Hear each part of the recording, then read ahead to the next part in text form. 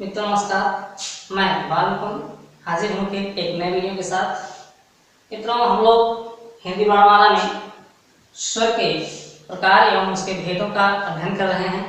कितने प्रकार हैं, इनके प्रकारों को कितने आधारों पर हम लोग जानेंगे, इसके बारे में हम लोग अध्ययन कर रहे हैं।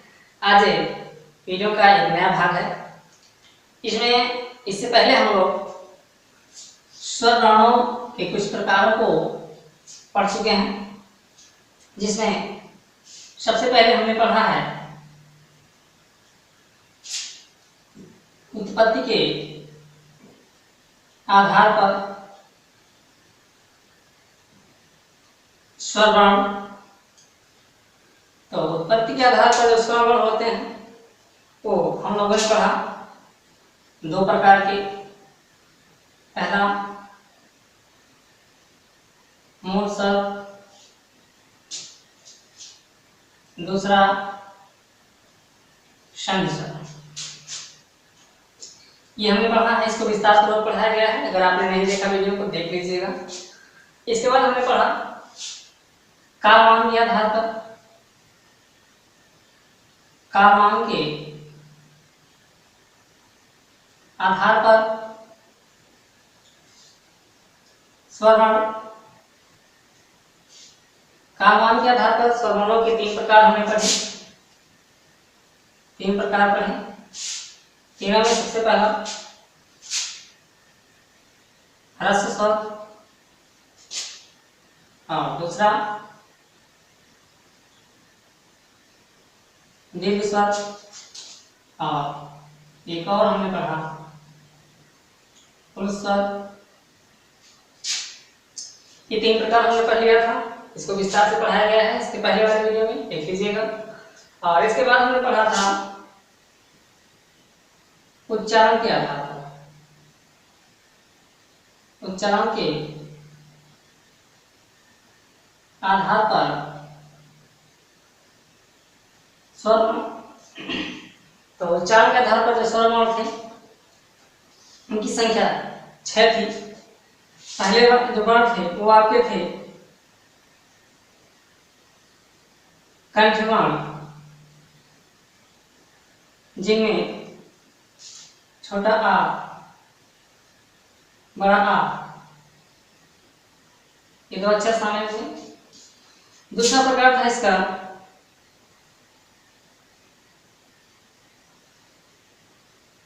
तालव्य वर्ण, जिसमें छोटी ई, बड़ी ई, ये दो अक्षर थे। और इसका तीसरा प्रकार था मूर्धन्य वर्ण,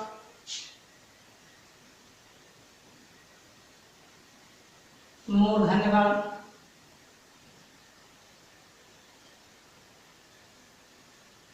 जिसमें एक अक्षर केवल री शामिल है। और इसके बाद चौथे रूप में हमने पढ़ा री के बाद ए,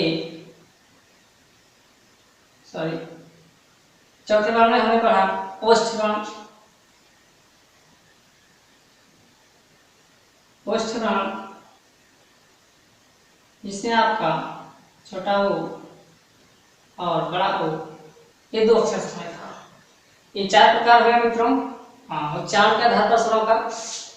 और इसके बाद चौथे के बाद पांचवा छठवां जो प्रकार है उसमें एक आपका है कंठ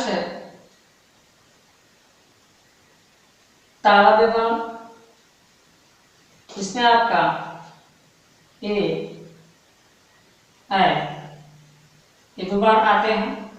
और अंतिम एवं छठा प्रकार जो कि आपका है कन ठोष्ठ वर्ण, जिसमें ओ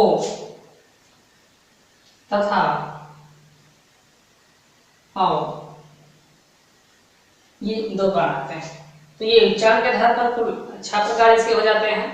कंठ वर्ण हो जाता है, तालव्य वर्ण हो जाता है, मूर्धन्य वर्ण होता है, ओष्ठ वर्ण होता है कंठ तालव्य वर्ण होता है और कंठ रोष्ठ वर्ण होता है। इस प्रकार इन 6 प्रकारों को स्पर्श स्थान के तौर पर बांट दिया गया है। इनको हमेशा याद रखना चाहिए, यहाँ से क्वेश्चन परीक्षा में कभी भी आ सकता है। और इसके बाद आज हम लोग अगले आधार पर स्वर के अक्षरों का अध्ययन करेंगे। वह आधार है जीभ प्रयोग। जी हाँ, आज हम लोग जीभ प्रयोग के आधार पर स्वर वर्णों का वर्गीकरण करेंगे। तो आइए देखते हैं जीभ प्रयोग के आधार पर स्वर वर्ण। मित्रों, ये जो है पहला, दूसरा, तीसरा और ये आपका चौथा आधार है। चौथे आधार पर आप इन्हीं केवल स्वरों के अक्षरों का अध्ययन कर रहे हैं, जिसमें आज हम लोग पढ़ेंगे जीभ प्रयोग के आधार पर स्वर वर्ण कितने प्रकार के होते हैं। मित्रों, जीभ के प्रयोग या जिह्वा के प्रयोग के आधार पर स्वर वर्णों को 3 भागों में बांटा गया है। लेकिन स्वर वर्णों को 3 भागों में बांटा गया है तो उसी आधार पर हमको अपने जीभ को, अपने जीवा को भी 3 भागों में बांटना पड़ेगा समझने के लिए। एक भ्रांति है जो हम सभी लोग जानते हैं।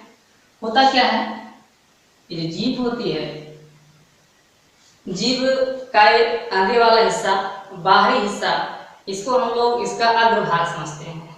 यही गलती होती है मित्रों। जीभ का जो ये बाहरी हिस्सा होता है उसको हम लोग अग्रभाग समझते हैं और ये जो अंदर का हिस्सा होता है उसको हम लोग पश्चभाग समझते हैं, जबकि ये सही नहीं है।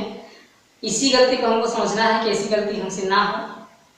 तो जान लिया, आज ये जीभ का जो अग्रभाग होता है वास्तव में ये अग्रभाग नहीं होता है, बल्कि यह पश्चभाग होता है। जीभ का पश्चभाग यानी पिछला भाग होता है, आगे है लेकिन इसको पश्चभाग कहा जाता है। और ये जो हमको पश्चभाग लगता है वास्तव में ये अग्रभाग होता है। और जीभ के निचले भाग को आप जान सकते हैं कि मध्य भाग कहा जाता है।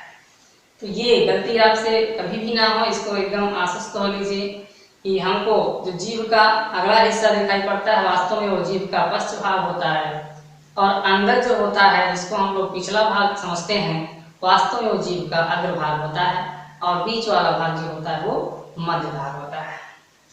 अब होता क्या है इसमें मित्रों, इसमें कुछ ऐसे अक्षर हैं जिनको बोलते समय हमारे जीभ का अगला हिस्सा अग्रभाग सक्रिय रहता है, एक्टिव रहता है, और कुछ ऐसे स्वर वर्ण हैं जिनको बोलते समय हमारे जीवा का पश्चभाग सक्रिय रहता है, एक्टिव रहता है। और उसी तारतम्यता में कुछ ऐसे भी अक्षर हैं जिनको बोलते समय हमारे जीभ का मध्य भाग सक्रिय रहता है, मध्य भाग एक्टिव रहता है। तो यहाँ से क्वेश्चन बहुत ही पूछा जाता है, बहुत क्वेश्चन बनता है। आइए सारे डाउट क्लियर कर लेते हैं, इसको बढ़िया से समझ लेते हैं। तो यहाँ पर समझने के लिए हम तीनों भागों को अलग अलग लिखते हैं। ये जीवा का अग्रभाग, ये मध्य भाग और ये पश्चभाग। आइए देखते हैं इन तीनों भागों के अंतर्गत कौन कौन से अक्षर आते हैं, कितने अक्षर आते हैं। मित्रों, बात करते हैं सबसे पहले अग्रभाग की। अग्रभाग में यदि आप हिंदी वर्णमाला के छोटी ई या फिर बड़ी ई किसी भी अक्षर को बोलेंगे तो इसमें आपकी जीवा का अग्रभाग सक्रिय रहेगा, अग्रभाग काम करेगा। अग्रभाग का मतलब होता है ये अगला हिस्सा नहीं बल्कि जीभ का पिछला हिस्सा। तो ऐसे आप बोलेंगे ई तो आपके जीभ का अग्रभाग यानी अंदर का भाग सक्रिय रहेगा। इसलिए अग्रभाग से बोले जाने वाले अक्षरों में छोटी ई और बड़ी ई दोनों आते हैं। साथ ही साथ इसमें दो अक्षर और आते हैं, वो अक्षर हैं ए और ऐ। ए और ऐ ये भी ऐसे अक्षर हैं जो जीभ के अग्रभाग से बोले जाते हैं। आप बोल के जान सकते हैं। ए ऐ बोलते हैं तो जीभ का अग्रभाग सक्रिय रहता है, एक्टिव रहता है। तो इसमें हम दो अक्षरों को और ऐड करते हैं, ए और ऐ। ये चार अक्षर जीभ के अग्रभाग से बोले जाते हैं, इसको जरूर आप याद रखिएगा। आते हैं इसके पश्च भाग में, देखते हैं पश्च भाग से कौन कौन सा अक्षर बोला जाता है। तो इसमें छोटा ऊ और बड़ा ऊ, छोटा ऊ, बड़ा ऊ और ओ, ये चार अक्षर पश्च भाग से बोले जाते हैं। आप बोल के देख सकते हैं। ऊ तो आपके जीभ का पश्च भाग, याद रखिएगा जो अगला भाग है वही पश्च भाग कहलाता है, आपको हम समझा चुके हैं। तो ऊ या ओ बोलते हैं तो आपके जीभ का ये पश्च भाग, बाहरी भाग सक्रिय रहता है, एक्टिव रहता है। और इसमें एक आगत ध्वनि है, फारसी ध्वनि से आई हुई आगत ध्वनि है, वो है आ। इसे अर्धचंद्र बिंदु के नाम से भी जाना जाता है। जिस अक्षर के ऊपर लगता है वो अंग्रेजी के वावल अक्षर वो ओ के आधे अक्षर का उच्चारण करवाता है। तो अ एक ऐसा अक्षर है जो जीभ के पश्च भाग से बोला जाता है अ। तो इसको भी यहाँ पर हम रखेंगे अपने लिस्ट में। और देखते हैं लास्ट में मध्य भाग से कौन सा अक्षर बोला जाता है। तो मध्य भाग से बोला जाने वाला अक्षर आपका आप जान सकते हैं जो बचा हुआ है, छोटा आ, बड़ा आ। आप बोल के देख सकते हैं आ, ये मध्य भाग से बोला जाने वाला अक्षर है। तो इसमें मित्रों ये बड़ा आ तो नहीं, लेकिन छोटा आ कई बार परीक्षाओं में पूछा गया है, अनेक बार परीक्षाओं में पूछा गया है कि छोटा आ जीभ प्रयोग के आधार पर कौन सा स्थान है, अग्र है, पश्च है, मध्य है। तो ये मध्य भाग से उच्चित होने वाला अक्षर है। बाकी आप जान ही चुके हैं अग्र भाग से उच्चित होने वाला अक्षर ई ए ऐ है, मध्य भाग से आ है, पश्च भाग से ओ और आ। ये फारसी ध्वनि से लिया गया है आ। तो इतने अक्षर जीभ प्रयोग के आधार पर सभी स्वरों को इस तरह से बांट दिया गया है। एक बार पुनः आप ध्यान दें। सबसे पहले हम लोग देखते हैं जीभ की संरचना को, किसको अग्रभाग कहा जाता है, किसको पश्च भाग कहा जाता है।